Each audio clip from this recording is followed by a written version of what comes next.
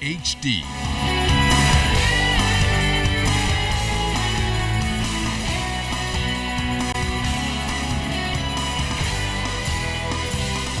ZNS Network presents The Bahamas Tonight. This segment of the news is brought to you by BTC, powered by Lime. Welcome to the Bahamas Tonight, the weekend edition. Good Sunday evening, everyone. I'm LaDawn Davis. Thanks so much for joining us. Crime tops the news this Sunday night as detectives investigate 2 murders overnight. Police told our news team today that they're following several leads, and while they may not be solid, it's information they can further pursue. That's what the officer in charge of the Central Detective Unit told our Altavis Munnings this morning. Here's tonight's top story. It was around 10:30 Saturday night when police learned about a shooting incident on Abraham Street, that's off Camp Road. They discovered the male victim with a gunshot wound to the head and upper body. Officer in charge of the Central Detective Unit, Superintendent Paul Roll, confirmed to our news team that the victim was pronounced dead on the scene. Our investigation is telling us that this male was he'd just gotten home and was walking to his house when he was accosted by we believe at least one male who was armed with a handgun and wearing a face mask, who discharged a weapon at him several times as he attempted to get into the house away from the assailant.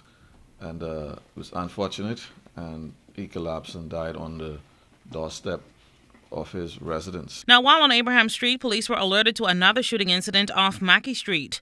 Superintendent Rowe confirmed that it was around 11:30 Saturday night when they arrived at a residence on Rosedale Street. It was there that they discovered a 54-year-old man and his 11-year-old son with gunshot wounds. Police say the older man was reportedly shot to the upper body, while the young boy was reportedly shot in his hand. The 54-year-old male victim was pronounced dead at the scene. As much as we know is that they were in their bed sleeping when somehow persons entered the home and shot both of them while sleeping in the bed. They were sleeping in the bed together. We believe the target was the father.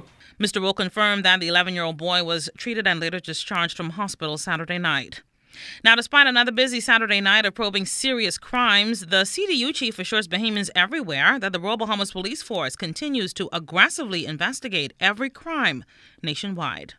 Robberies are for the most part, crimes of opportunities. And so we encourage persons to be wary, moving around late at night, going on deserted streets. These are common sense things. Police appealing once again to anyone with information on any of these cases to contact them at 919-911 or your nearest police station. Altavis Munnings for the ZNS News Network. Superintendent Roll only told our news team about investigations into an alleged rape of an 18-year-old girl sometime before 2 o'clock this morning. The CDU chief revealed that the woman reportedly stopped officers who were patrolling the Goodmans Bay area for help and informed them that she was allegedly abducted and taken to the Goodmans Bay area by 4 men. She stated to police that they reportedly sexually assaulted her. Mr. Roll confirmed that the officers later saw a group of men running on the beach at Goodmans Bay. He said 2 of them are now in police custody. In the area of Arawak Key, walking when these men had stopped and offered to give her a ride.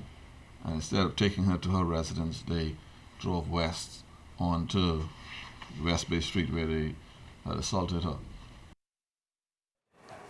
Detectives are also searching for a man who robbed 2 American visitors from Missouri. CDU Chief Superintendent Paul Rowe revealed that around 2:05 this morning, the 2 male tourists were standing in a parking lot of a major hotel on Paradise Island when they were reportedly accosted by a man who emerged from some rose bushes. The suspect reportedly produced a handgun and demanded the visitors' personal items. Police confirmed that the robber allegedly stole the visitors' jewelry and cash and was able to escape the scene heading west of the hotel property.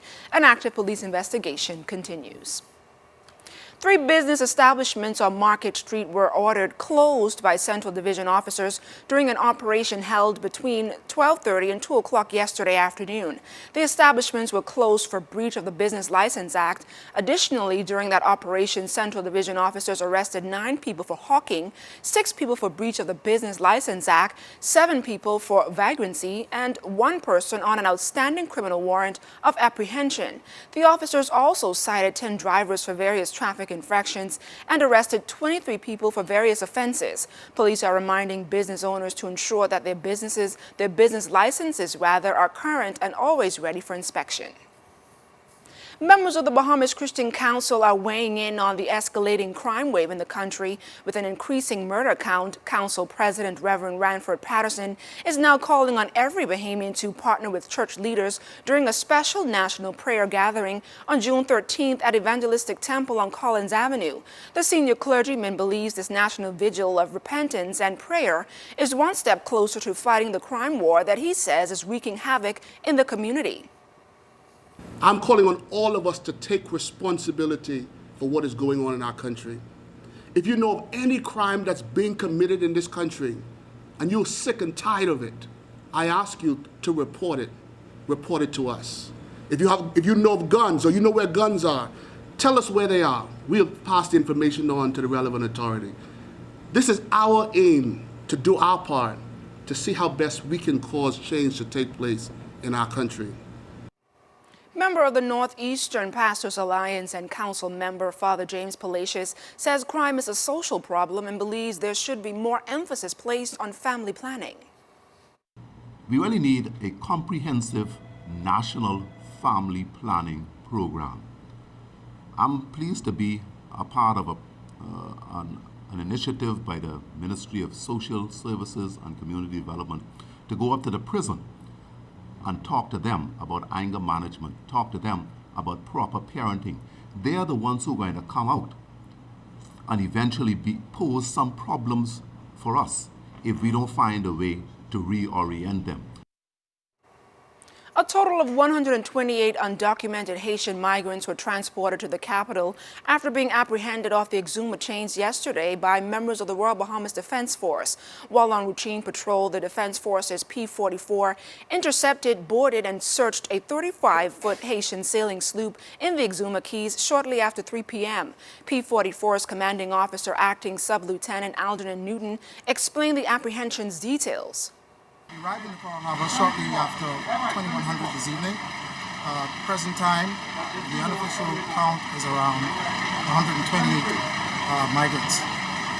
Unsure of how much is male and female and child at the time, but everybody arrived in safe and in good health and physical condition.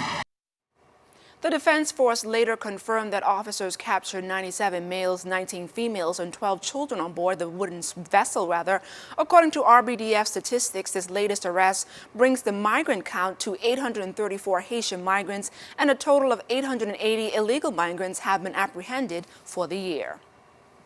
And still on news from Exuma, Deputy Prime Minister and Minister of Works and Urban Development, the Honorable Philip Davis, accompanied a National Emergency Management Agency NEMA assessment team into Exuma today to evaluate the damage caused by excessive flooding on that island. Captain Stephen Russell, Director of the National Emergency Management Agency, headed the assessment team, which comprised of engineers from the Ministry of Works and Urban Development and Social Services personnel. The team arrived in Georgetown and then toured the flood-damaged areas, which have up to 6 feet of water due to heavy rain experienced over the past 24 hours. Yesterday, we told you about the overnight flooding on that island that left residents in despair. We got an update today from several senior government officials on Exuma. Now we are using a backhoe to dig a trench so as to get rid of some of this water. We also had another situation by Smithies. That one is even deeper, but the good thing about that is we are able to move around on the back road, and so that could help us. Thankfully, we haven't received any reports of any damage to anybody's home. I know that some of the homes in the immediate area had suffered some flood damage. I don't know to what extent, but after the water recedes, then we will be able to determine the extent of the damage to homes, property. The water was at least 2 feet high. Now we're down to like 6 inches of water now. This is only one of the areas. We have identified 2 other areas, one in Morristown and one in near the airport. So what we're going to do is continue to trench those areas to continue draining these water off. Local government was set out now to see if we can sort of putting a pump station in these areas rather than these areas are already trenched. They're joined together, but because of buildings now on certain areas and they are paved certain areas, the water tend to settle in the lower area more because of the water not flowing over on the level of land that it used to have at that time, at earlier years.